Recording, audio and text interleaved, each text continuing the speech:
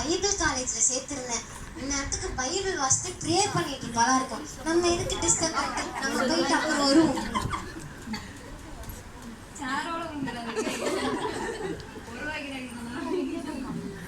என்ன ரொம்ப நேரம் ஆயிடுச்சு, ஒரு சத்தமும் கேட்கல, ஒரு பாட்டு சத்தமும் இல்ல, ஜோமல்ல சத்தமும் இல்ல. என்னதான் இந்த பொண்ணு பண்றா?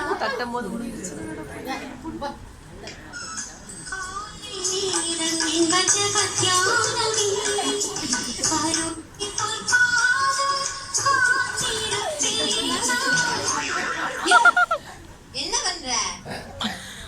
நானும் காலையில எஞ்சி பைக் வாசித்து ஜோம் மீட்டர் பார்த்தா தூங்கிட்டு இருக்க. அதெல்லாம் அங்கேயே வாசிச்சாச்சுலமா.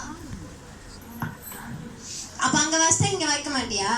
ஐயோ, அங்க இருந்து வார்டன் கிட்ட தப்பிச்சு வந்தா இங்க ஒரு வார்டன் கிட்ட மாட்டிக்கிட்டேன். நான் ஃப்ரெஷ் அப் ஆயிட்டு வரேன், எனக்கு சாப்பாடு எடுத்து வைங்க, எனக்கு முக்கியமான வேலை இருக்கு. சரி, முக்கியமான வேலை இருக்குன்னு சொல்றா.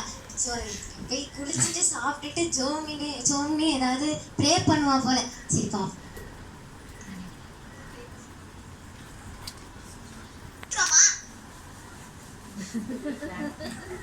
சாப்பாடு.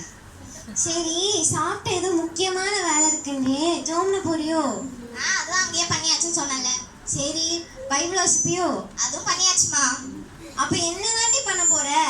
அதுவா, நான் பைபிள் காலேஜ் படிச்சேன்ல, அங்க ஒரே பாட்டு பாட முடியாம படமும் பார்க்க முடியாம பக்கத்துல வேற மண்டபம் புது புது பாட்டா போட்டு டார்ச்சர் பண்ணாங்க. அதான் எல்லாத்தையும் சேர்த்து வச்சு ஜோம்னு போறியாமா? பார்க்க போறேன். ஏதோ பண்ணி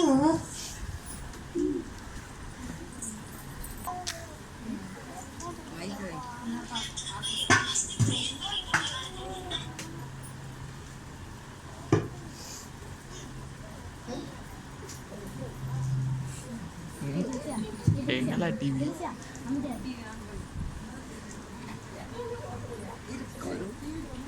இருக்கிறவரும் இருக்கட்டும். வாங்க வாங்க பிள்ளைங்க, வாங்க வாங்க பசங்களா. வர முடியாது. இன்றைய முக்கிய செய்திகள் நீ ஏன் வச்சுக்கோ. உதாரிகளே, உங்கள் எல்லாருக்காக பாசத்தோட நான் கொண்டு வந்திருக்கிறது இந்த பன்னிக்குட்டி.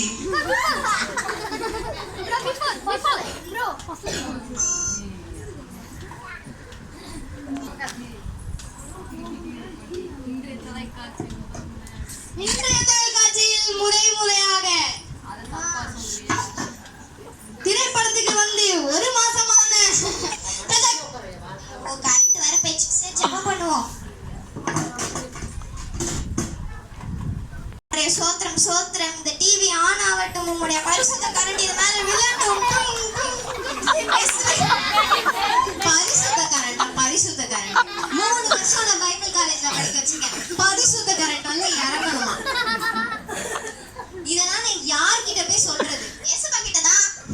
இத மட்டும் நல்லா பேசு. ஏமா, அப்பதானே கரண்ட் வரும். ஐயோ, உன்னை எஸ்தர் ராஜாத்தின்னு பேர் வச்சா பாரு, ஏன் தப்பு. வச்சுக்கோங்க. யார் வைக்க சொன்னாரு? என்னது?